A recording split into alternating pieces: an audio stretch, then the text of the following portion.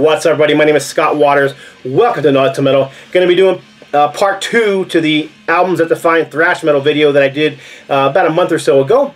In that particular video, I polled 15 metal musicians and a handful of YouTubers who do metal videos and asked them what was one album that defines heavy metal to you.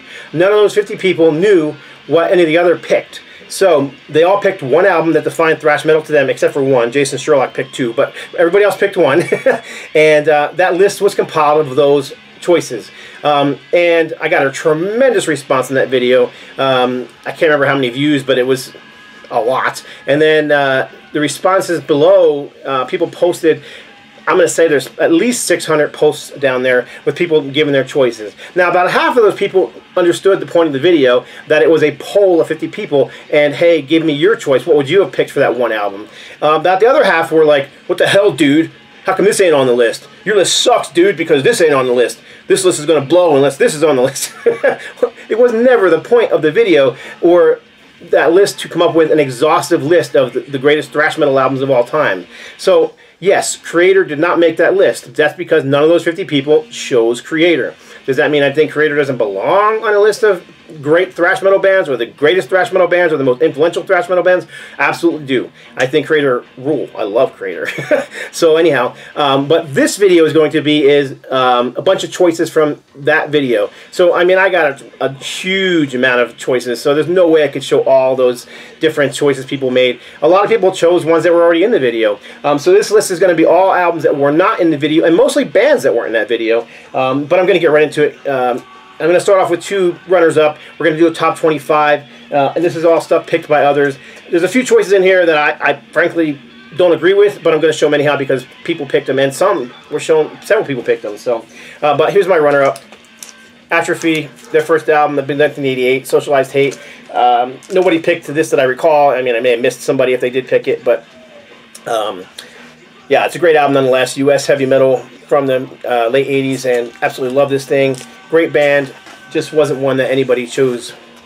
Another one that I find to be just a fantastic thrash metal band, another U.S. band. This is At War, their first album, Order to Kill, and another one that I didn't really see anybody pick, and maybe I might have missed them. I tried to answer every single one of those, but it was tough, and I may have missed it. But regardless, just one of my choices. I absolutely love At War. So, Order to Kill. This is also from about 1988 or 87, somewhere in that area, I believe.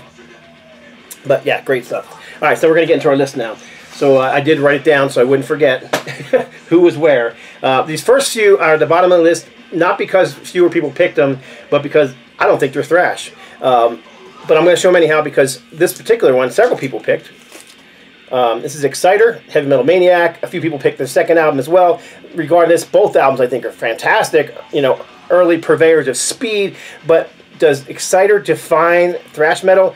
No. To me, they were heavy metal. They were speed metal, whatever you want to call it. They were never full thrash metal. They never tried to be thrash metal. They were just, like I said, just purveyors of speed. You know, a fantastic heavy metal band from Canada. Like I said, I absolutely love this band. I own everything by them on CD and vinyl. Actually, even my band even opened for them once, and great guys. But yeah.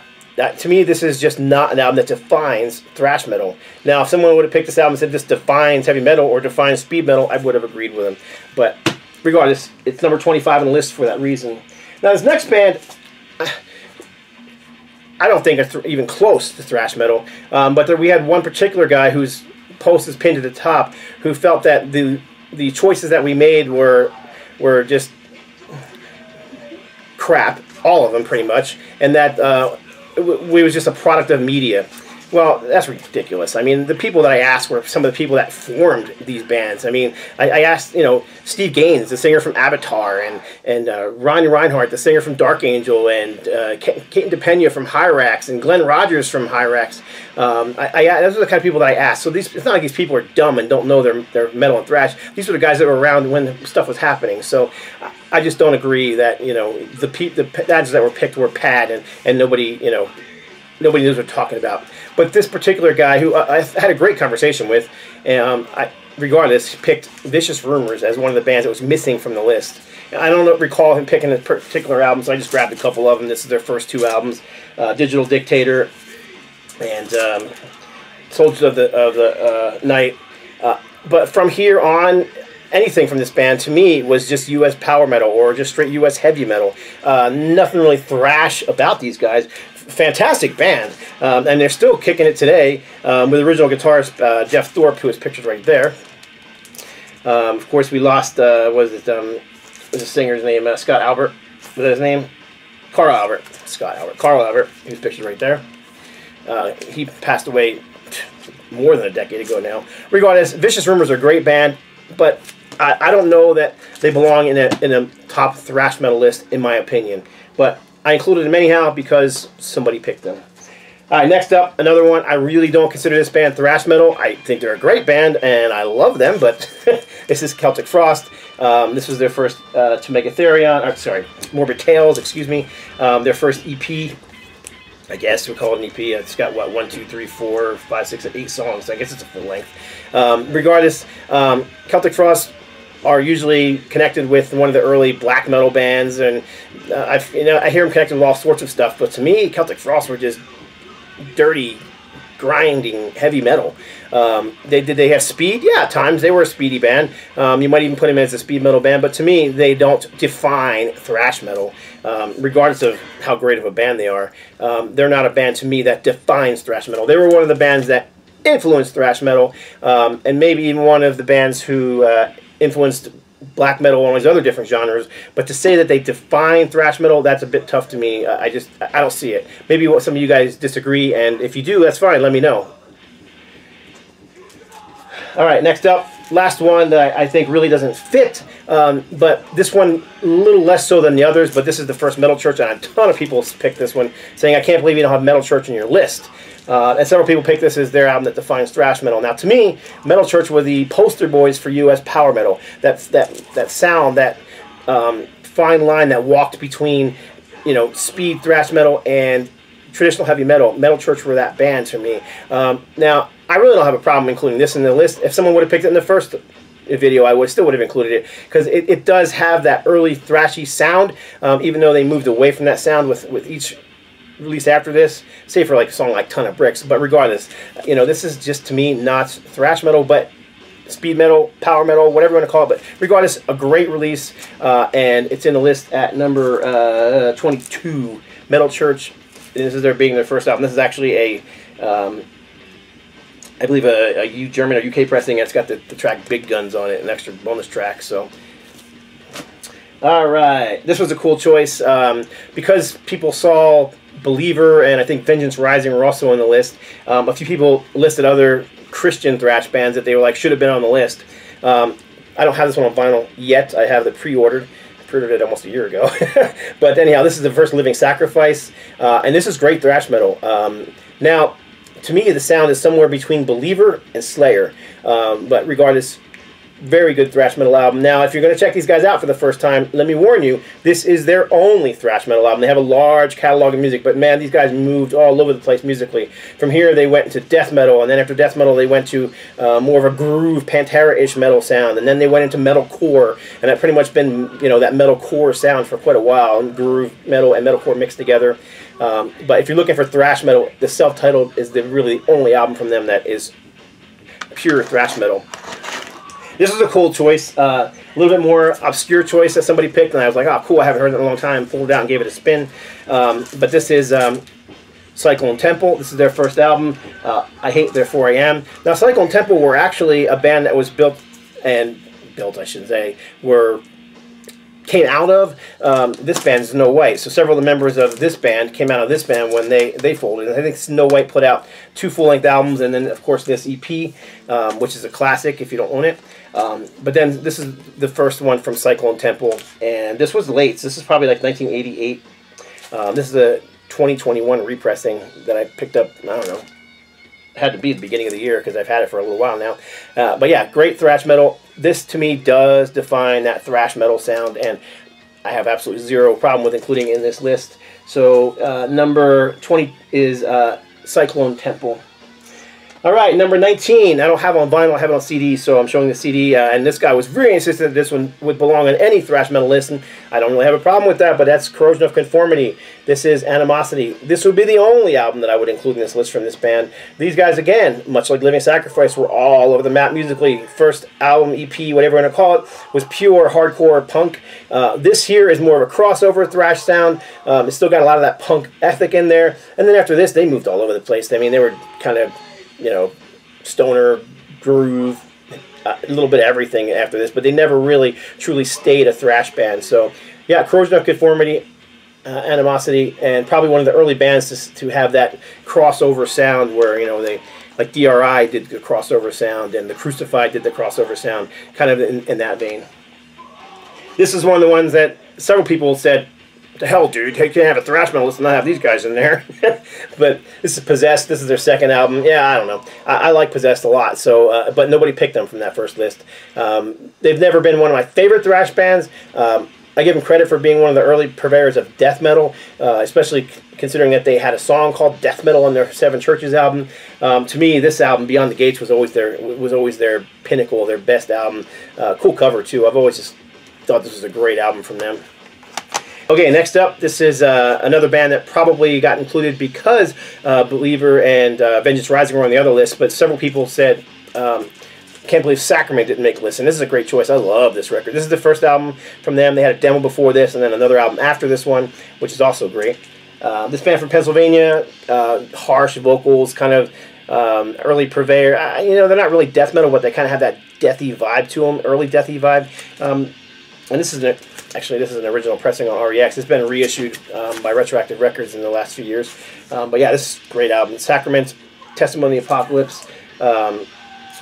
And that would be number, Testimony of the Apocalypse, Sacrament 17, number 16. Another great choice. Could have been in the first list easily, but this is UK band SABBAT. And History of a Time to Come. I would have included either of their first two albums. They're both fantastic, kind of technical stuff, featuring, of course, what is it, Andy Sneap, who is painted right there, not really pictured, who right now is, I guess, touring with Judas Priest, and he's more known for his production work that he's done over the last couple decades than he is for his own thrash metal band SABBAT. But really, I like all three of their albums, but most people consider their first two to be absolute essential thrash metal albums, and I wouldn't disagree with that. Number 15, this is a choice that I put in here, because I think they deserve to be on any list. They didn't make the first one, but this band I think is easily one of the best bands to come out of Germany. But this is Accuser. This is probably their most well-known album, which would have been their second or third, depending on whether you count their first album as an EP or album. But this is original pressing on Animate Records. This is Accuser. Much like Tankard and some of the other German bands, you can hear heavily influences from the American thrash metal scene. Regardless, I think Accuser still have enough of that German sound that they're just one of the best and one of the most underrated from that scene. Most likely because they never had that, you know, worldwide contract. They were on a small label, ANIMOSITY. These days, their stuff has all been reissued by, I think No Remorse Records reissued almost their entire early catalog, so that's really cool. So, Accuser, who dominates who?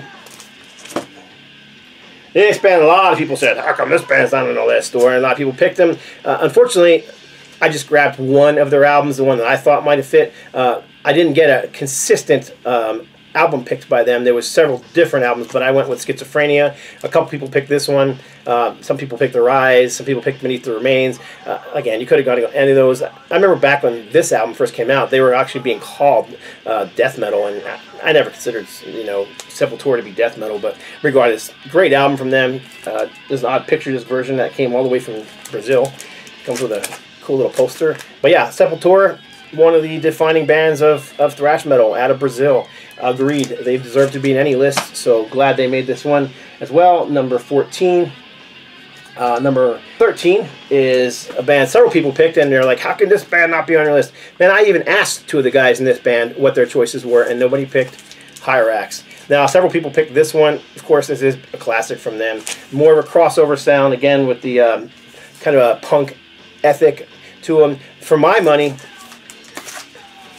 this was the best HIRAX album. The New Age of Terror is freaking awesome. The guitar work on here is great. The riffing is great. Everything. I just love this record. It's actually my personal favorite HIRAX record. Much to do with the fact that this lineup is fantastic. So you got Glenn Rogers writing a lot of the music on here. Glenn Rogers down here, who of course came out of bands like Steel Vengeance before this, and he was also in Vengeance Rising for a while. And then of course you've also got Angelo Espino, who was formerly in Reverend with David Wayne, and Dave Watson, who is also a legend from California. Great, just a great band and a great album. So, and you can't go on with either one. For me, this one defines a thrash metal sound a little more so than this one because it's got more of a crossover sound. Either way, though, both are great albums from Southern California band HIRAX out of LA.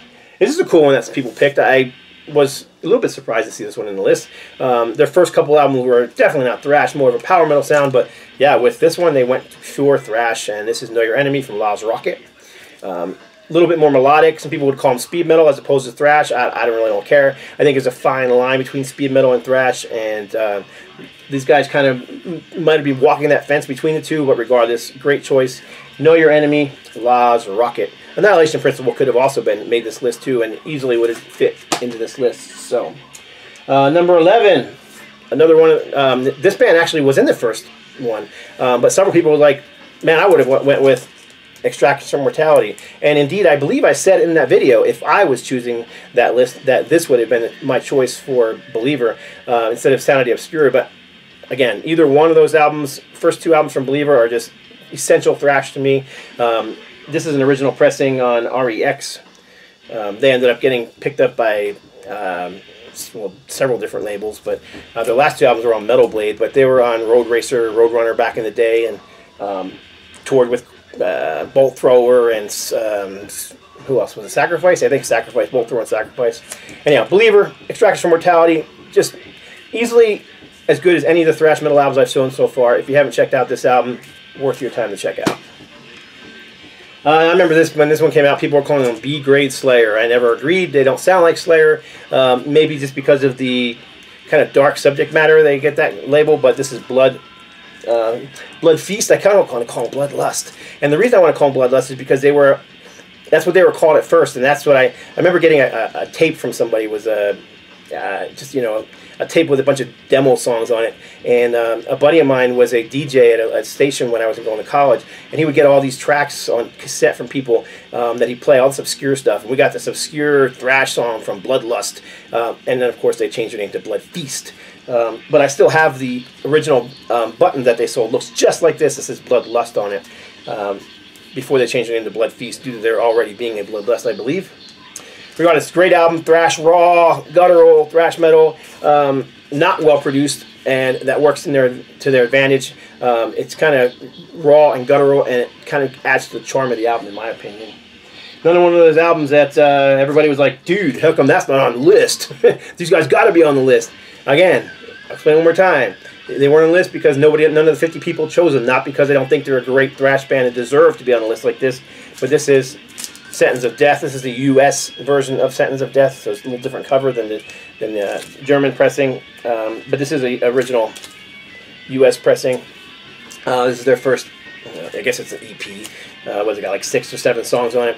Regardless, German thrash, raw, very guttural. I remember I was in college when this came out. My roommate picked it up, and we listened to this, and we listened to it over, and we wore the grooves off of this thing. It's just so very raw, and I mean, where you had bands like Metallica and Megadeth and Slayer, there was just something a little different about the German sound. It was just a little more guttural, a little more raw, and you know, probably pushing towards the death metal sound that came way after this, but definitely was, you know, the heaviness was moving up and up and up with as thrash metal went on, and Destruction were one of those bands that definitely pushed the boundaries of heaviness. So, Sentence of Death, Destruction, great album. All right, another one. A lot of people said this group, and I don't blame them. Great band, Swiss band, Coroner. This is R.I.P. Honestly, I could go with any Coroner album on a list like this and say it defines thrash metal. All right, maybe the last album that they did was a little more proggy than and less thrashy than the others, but regardless, these guys are just fantastic. They're just always been a favorite thrash metal band of mine. And while it wasn't my first choice for one album that defines thrash metal, I can see why several people picked them and said, hey, that needs to be on the list. All right, now we're getting into the, let's see here, we've got the top 7 or so. Yeah, 7. So number 7, either of the first 2 albums. Again, a lot of people said this band, why aren't they on the list? And my thing is, I think if all these people who are saying why wasn't this band on the list, if I tried to ask everybody, what would that one album have been to you? If you didn't see this list that I had, would this album be your choice for the one album that defines thrash metal to you? Well, a lot of people said Sacred Reich, and I don't disagree necessarily. Sacred Reich were unique. I don't think they really sounded like anybody else. They had a bit of a groove at times, but it was either the first or second album people were picking. I just pulled out The American Way first, and I particularly like The American Way. Now, it does have that odd song at the end, 31 Flavors, but again, that wasn't unusual for bands, thrash bands, to experiment. Even like a band like Believer, there's a DECEIVER, I believe how you say it, which is like an orchestral song on that album. And you had bands like Death Angel, who did songs like Bored, which was just kind of a fun, funky song. And so it's not unusual for a thrash band to experiment, and that's kind of what they did here. But overall, yeah, I mean, you could even put the Surf Nicaragua EP in here, and it would have fit perfectly as well. So Arizona-based Sacred Reich.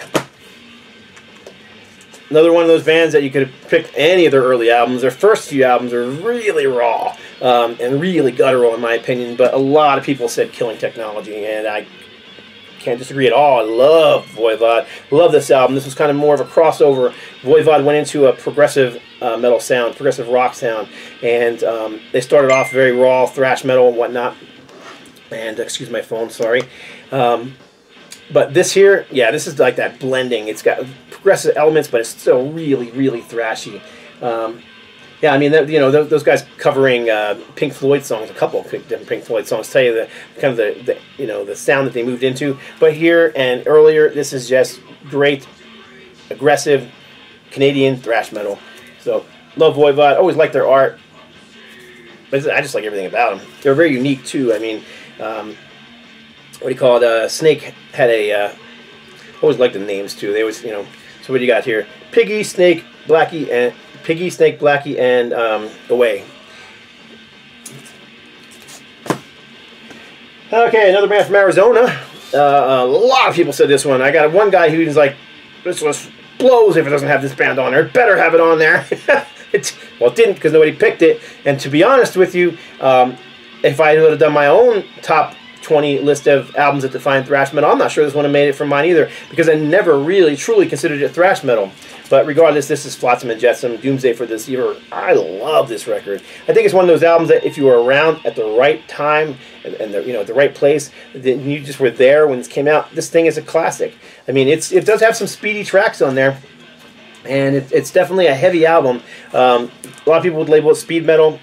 Whatever, like I said, there's a fine line between speed metal and thrash metal, and I thought this was a great album regardless. So Flotsam and Jetsam, Doomsday for the Deceiver, one of the albums that was listed the most from people on the video. Now this band was also in the first video, but apparently a lot of people didn't like the choice.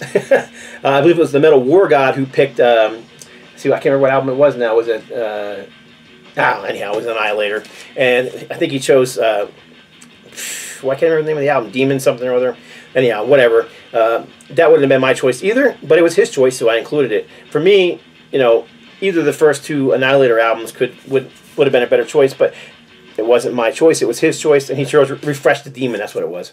And again, I more agree with this one, Alice in Hell, than I do with Refresh the Demon. But like I said, I asked somebody who was a metal fanatic himself, the Metal War God, and that's the album he picked that defines thrash metal. For me, it's definitely going to be Annihilator's Alice in Hell, and so I agree with a lot of the people who picked this one. Thus the reason that it's so high on the list, because tons of people were like, I think the reason so many people commented and said this album was because somebody picked Refresh the Demon as opposed to one of those first couple albums. Alright, so we are on number 3, and I pulled both the first 2 albums because people were picking them both.